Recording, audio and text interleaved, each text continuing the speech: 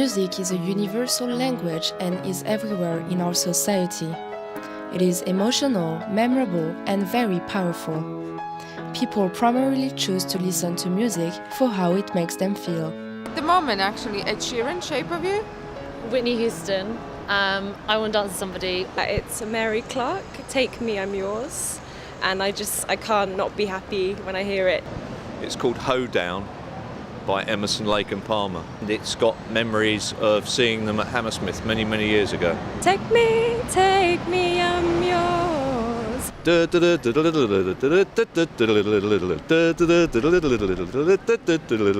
Oh, I wish I was a punk cracker with flowers in my hair. What the world needs now is love, sweet love. No, not just a song. Elaine Hallam is a singing teacher. She believes everyone is naturally musical and that it has an unconditional power on our emotions. I think it's a bigger thing than I understand, but in many of my classes people really cry suddenly and leave the room or become overly emotional. It can change the ambience of your mood in an instant, and very helpfully sometimes to bring out enormous emotion in people.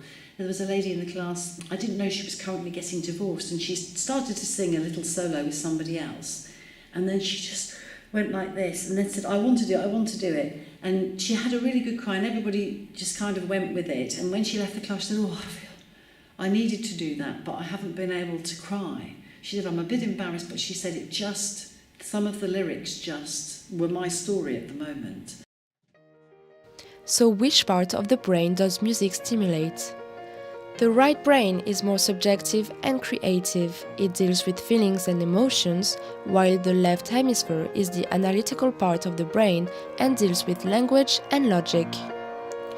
Music actually occupies more areas in our brain than language does, as it connects to both sides.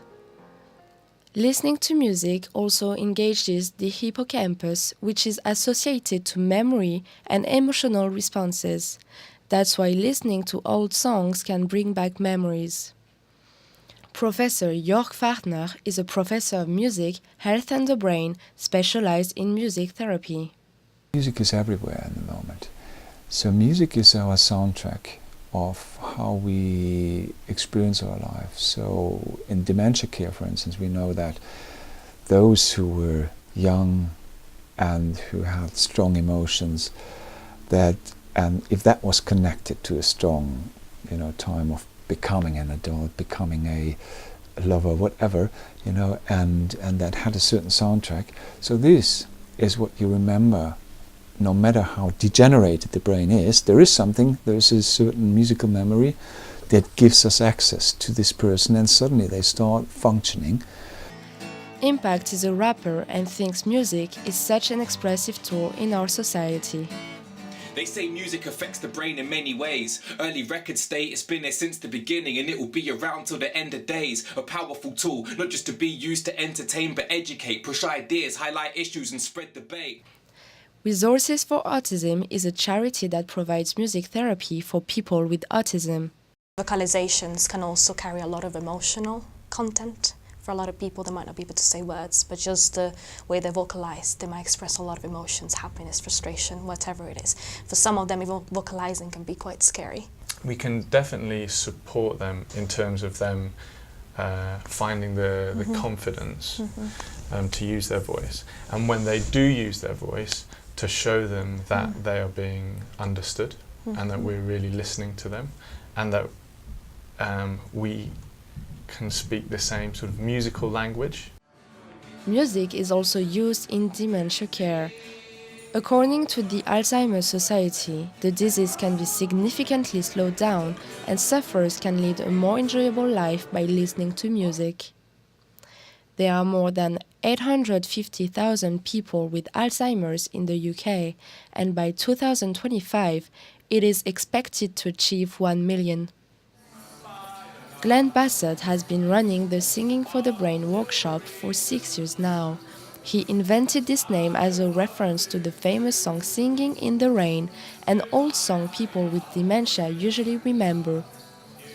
He thinks the biggest impact of music on people who have dementia is the social experience of it.